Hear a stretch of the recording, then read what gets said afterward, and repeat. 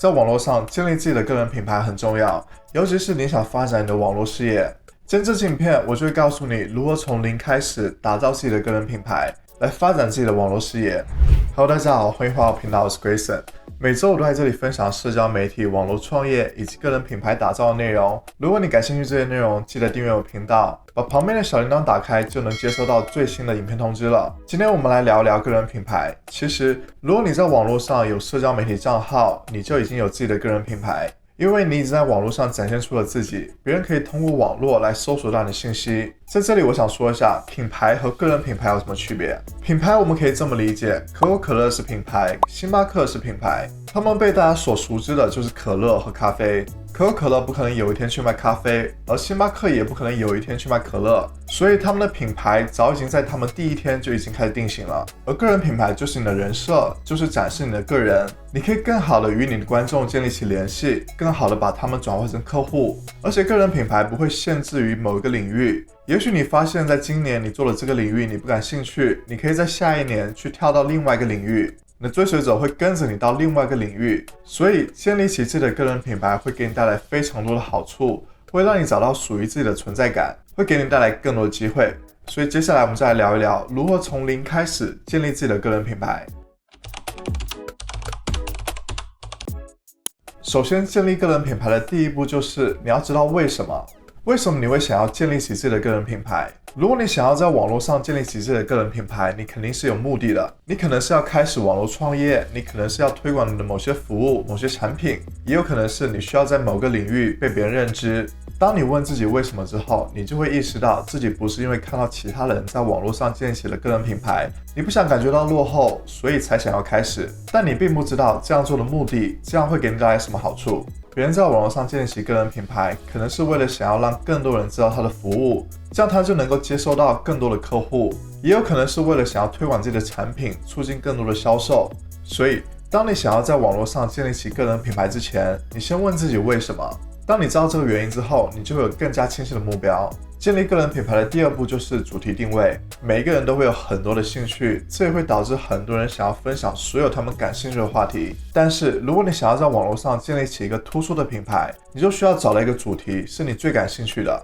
你需要想象，当别人提到你的名字的时候，他们第一印象是什么？你需要在哪个领域、哪个主题被大家记住？现在每天在网络上有非常多的个人品牌出现，你要想办法做出不一样的内容，才会吸引观众关注你的内容。如果你展示的内容涵盖了很多的领域，像是运动、美食、旅游、时尚，这样就会导致观众对你的内容没有特别深的印象，他们会觉得你涉及了很多领域，但是没有很多突出的内容。同时，如果观众选择追随一个人，肯定是因为他的信息、他的内容能够帮助他们完成某个目标，提高某项能力，或者帮助他们解决一些问题。如果你给予的信息、给予的价值不能够达到这些，他们就会选择关注其他人，关注那些更能够帮助他们的人。这也引出了打造个人品牌的第三步，找到针对观众。当你定了主题方向，你就要思考你分享的信息提供的价值是给谁看的。你的内容不可能针对所有不同年龄、不同背景的人，你的内容一定是针对某一类人群的。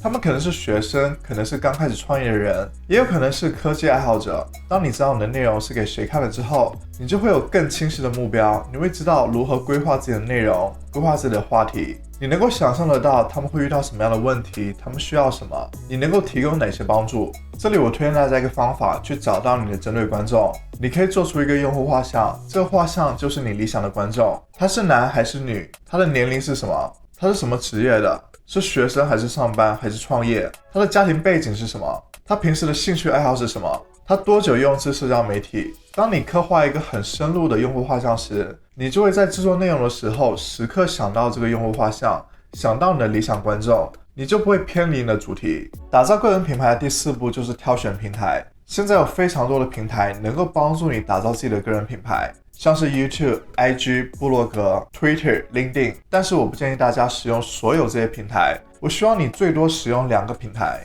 首先我来解释一下为什么。每个人的时间和精力都是有限的，你不可能把所有的时间和精力都平均分到这些所有的平台上，并且如果你使用所有的这些平台，效果会非常不好。这里建议大家找一个主平台，你需要花80%的时间和精力放到这个平台上，不断的输出价值，提供内容，让更多的观众认识到你。建立起你的领域权威。这个平台可以是 YouTube、部落格或者是播客等等。另外一个平台就是能够帮助你更好的建立起观众的联系，你能够更好的了解到你的观众，观众也能够更好的了解到你。我现在模式是 YouTube 作为我的主平台，每周我都会分享有价值的内容，去让更多的观众认识我。同时我也会使用 IG， 在那里会分享很多在这里看不到内容，同时也会和观众有更多的互动。打造个人品牌的第5步就是制定的内容结构。在你选好你的主题、你的针对观众、你的平台之后，你就开始制作你的内容。如果你想要更有效率的在网络上建立起自己的个人品牌，你就需要有你的内容结构。所谓的内容结构，就是说你的内容有哪些方向。举个例子，如果你是以健身为主题，那么你的内容方向就可以是日常训练、营养以及心态3大方向的内容，这样你就能够更好的服务于你现在的观众，